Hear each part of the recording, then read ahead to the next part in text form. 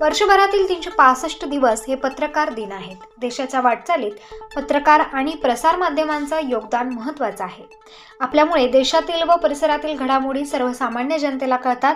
आपल्या मार्फत आलेल्या सूचना आम्ही नक्कीच स्वीकारू. पत्रकारांच्या विविध सूचनांवर नेहमीच मी सकारात्मक भूमिका घेत आहे व भविष्यातही घेईल, असे प्रतिपादन नांदगावचे पोलीस निरीक्षक प्रीतम चौधरी यांनी केले.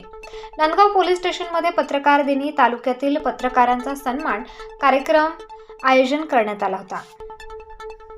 संपूर्ण राज्यभर दर्पण दिन 6 जानेवारी रोजी साजरा केला जातो. दर्पणकार आचार्य बाळशास्त्री जांभेकर यांच्या स्मरणार्थ हा दिवस साजरा केला जातो. राष्ट्रीय पत्रकार दिनी नांदगाव पोलीस स्टेशनच्या वतीने तालुक्यातील व शहरातील पत्रकार बांधवांचा सत्कार करून त्यांचा सन्मान करण्यात आला आहे. यानिमित्त नांदगाव पोलीस स्टेशनच्या वतीने पत्रकारांना शुभेच्छा देण्यात आल्या.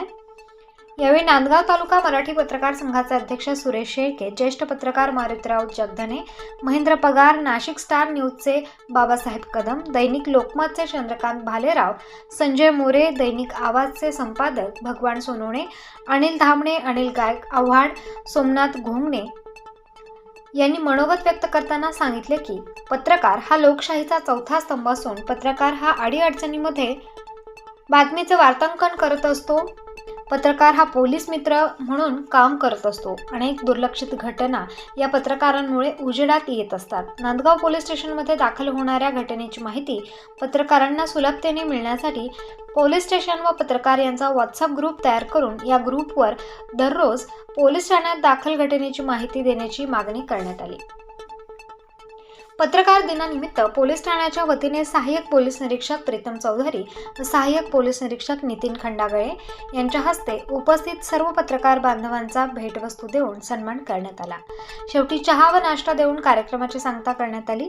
यावेळी पोलीस निरीक्षक प्रीतम चौधरी, सहाय्यक पोलीस निरीक्षक नितीन खंडागळे, गोपनीय शाखेचे अंमलदार दत्ता सोनवणे, तांदळकर, शेरेकर, कॉन्स्टेबल किरण जाधव आदी पोलीस कर्मचारी, नांदगाव तालुका मराठी पत्रकार संघाचे तालुका अध्यक्ष सुरेश शेळके आदींसह तालुक्यातील असंख्य पत्रकार बांधव उपस्थित होते.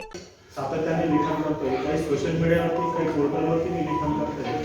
अजूनही जिल्हा दैनिकातून मागणी येते, तुम्ही ठरलेले किंवा आपण खऱ्या अर्थाने तुम्ही सर्वच समाजाला मार्गदर्शन करत असता. मी काय आपल्याला आज 6 जानेवारी बाळशास्त्री जांभेकर यांचा जन्मदिवस हा पत्रकार दिन म्हणून साजरा केला जातो. एक निमित्त आहे त्यांची आठवण राहावी म्हणून आजचा पत्रकार दिन आपण साजरा करतो. पण खऱ्या अर्थाने येणारा प्रत्येक दिवस हा पत्रकार दिनच आहे.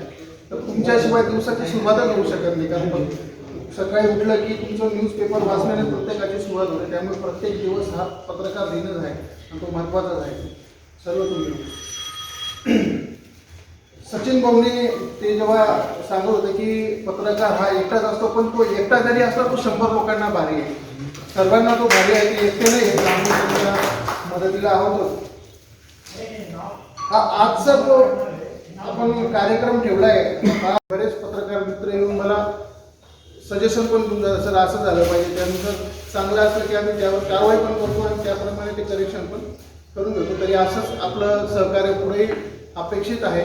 मित्र म्हणून मी एवढी अपेक्षा करतो. धन्यवाद. तुमच्या माध्यमातून, प्रशासकीय माध्यमातून त्याला आमची दखल घेऊन वाव मिळत गेलेला आहे. परंतु आज एक असं लक्षात येत आहे का म्हणजे सन्मान केला त्याबद्दल मी सर्वांच्या वतीने मी त्यांचं आभार व्यक्त करतो. आणि दुसरं असं की पत्रकार हा फक्त लेखणीमध्ये अव्वल राहतो, बोलण्यात कमी राहतो. त्याच्यामुळे कमी बोलावं आणि जास्त ऐकावं असा एक पायदंड असतो, तो आपण पाळूया. आणि काय राहतं की आता परिस्थिती बदलली, त्याबद्दल आपल्याला बदलावं लागतं. स्पर्धेचं युग आहे आणि ते करत असताना मांडायची होती. बरेचसे नाव मला माहिती नव्हतं, त्यामुळे मी साहेबांना विनंती केली की प्रस्तावना त्यांच्याकडूनच होणार आहे. आणि साहेबांनी माझ्या विनंतीला मान दिली, प्रस्तावना सरांकडे दिली. प्रत्येक पत्रकार बंधूंनी आपलं मत मांडलं.